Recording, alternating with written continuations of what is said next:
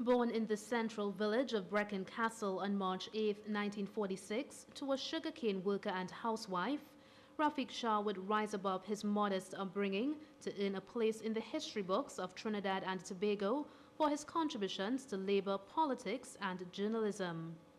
The eldest of 5 children, Mr. Shah attended Caripachima EC School before moving on to excel at Presentation College Chaguanas. This was just the beginning of many academic and personal achievements. He won a cadetship to the prestigious Royal Military Academy Sandhurst in Britain, where he attended between 1964 and 1966 before returning home. Mr. Shah began his military career in earnest in 1967, taking up duties as a platoon commander in the Trinidad and Tobago Regiment on January 2nd. It was this military training which Mr. Shah says gave him the greatest sense of fulfillment. My soldiering, including and especially the training that I did at Sandhurst, which I wish my son could have done or any young man could have been exposed to, because it really shaped and molded my mind.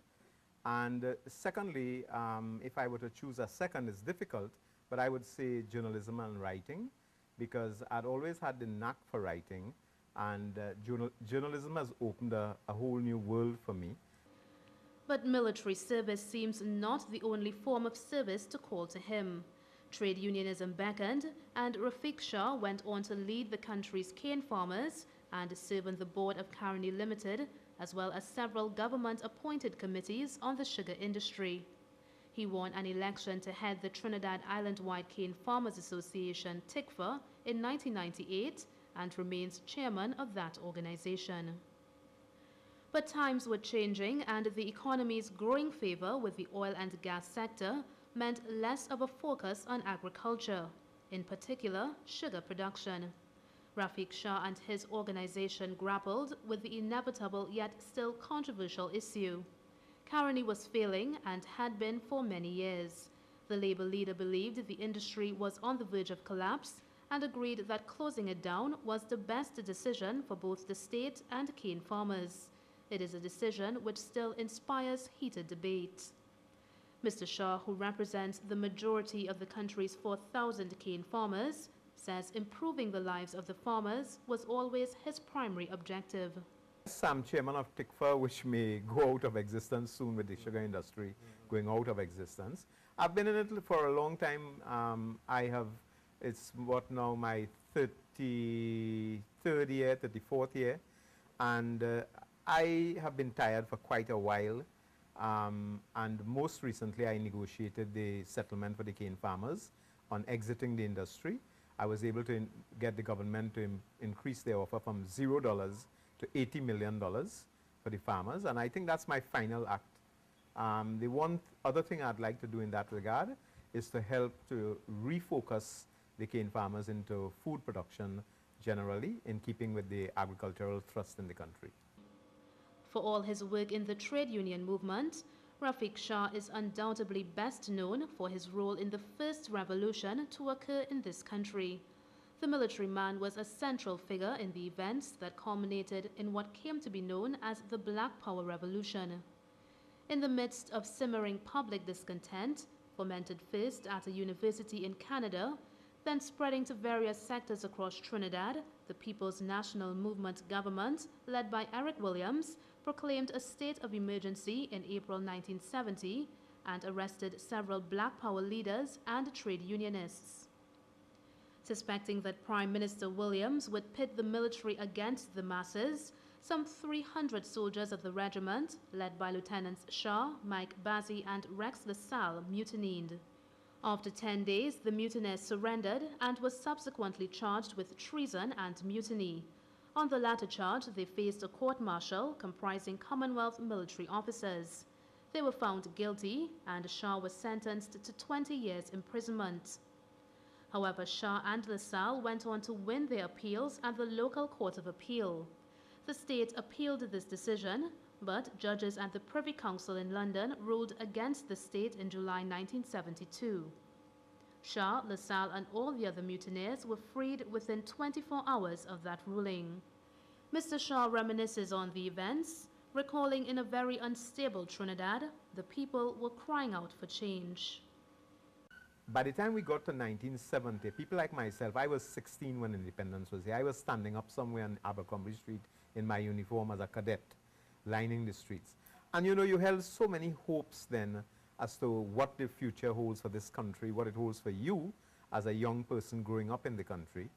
And I think, if anything, we expected more. We expected that meritocracy will prevail over color of skin or class.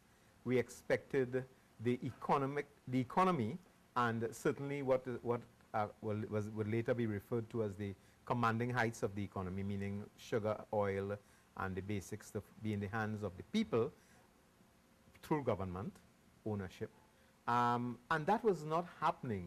Maybe we were too eager, we expected too much too quickly, but whatever it was, I think the movement between 1967, 68, and 75 virtually, because even after 78 persisted, would have effected the kind of changes that we wanted to see to a point. The saying, "the apple doesn't fall far from the tree," proved to be true for Mr. Shah, as according to him, his parents have always been his role models. If I were to single out two people, it would be my mother and father, Hanif and Khairun Shah. And the reason is that my father was an illiterate person. My mother was semi-literate. And growing up in that kind of background and environment in the sugar industry, barrack room, you know, children around who would never see school, or if they see school, they'd just post-primary school kind of thing. And my father and mother kept pushing us, saving, scrimping, and ensuring that we got an education. Raffique Shah followed what for many is a natural progression from labor into politics. Together with George Weeks and Basdeo Pandey, Mr. Shah founded the United Labour Front in 1975 as a labor confederation. During the general election later that year, the ULF, which was transformed into a political party, secured 10 of the 36 seats in Parliament and became the official opposition. When in 1974, the sugar and oil strikes came around, the sugar strikes, sorry, in cane farmers and sugar workers came around the same time. Basdeo Pandey was leading the sugar workers at that time. He had come in. We joined together, and then we'd separate by the end of 1974. George Weeks came in as a paternal figure, brought us back together, say that, you know, we can't allow these things to separate us. And thus was born the United Labour Front, first as a labor movement, which is what I saw it as a federation of labor organizations. But it soon turned into a political party because Pandey, more than anybody, wanted to enter the political arena. We went along, and I can't say I was reluctant to anything.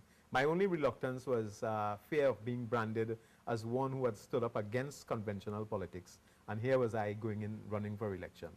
But having committed myself, I plowed heart and soul into getting the ULF to where it was, to displacing the DLP in 1976 as the opposition, and giving the PNM a good scare. We didn't win or anything like that, or come close to winning. But I know we gave Dr. Williams quite a scare. More than 3 decades have gone by since his entry into the political arena. But Mr. Shah says the nation's parliamentary system, with some modifications, remains the best form of democracy for this country. But I think the parliamentary system, you cannot fault it when it comes to maintaining the democracy, giving people a voice, giving them a chance to move governments, as we have seen within the past 15 years or so. In my time, the PNM was there to stay kind of thing. And I will agree that there need to be alterations in the Senate, in particular in the Senate, and maybe even in the House of Representatives. Now 61 years of age, Mr. Shah serves as a columnist and writer with the Trinidad Express newspaper, where he is known for his informative and well-rounded columns on topics of controversial matters of national interest. And soon he hopes to complete his first book. And I'm writing a book. I hope to do a few books. I enjoy the writing I do in the newspapers. I enjoy my sports. I enjoy life generally.